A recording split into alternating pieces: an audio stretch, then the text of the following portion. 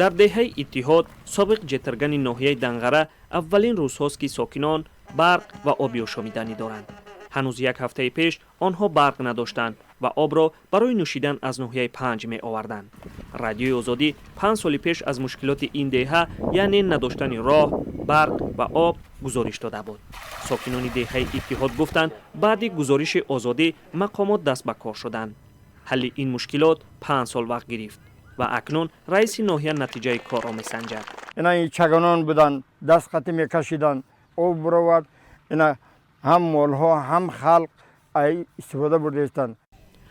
қувваи барқ ба деҳаи Иттиҳод бо харҷи 2,3 миллион сомонӣ аз 17 километр дурӣ бо насби 247 сутуни бетонӣ оварда шуда аст.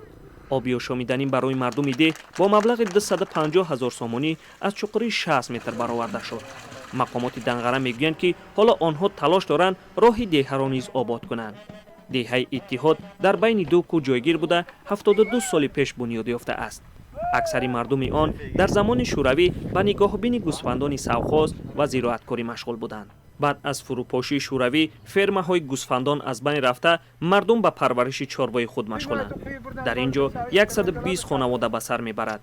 деҳа аз маркази ноҳияи Данғара зодгоҳи раисҷумҳури Тоҷикистон 100 километр масофа дорад.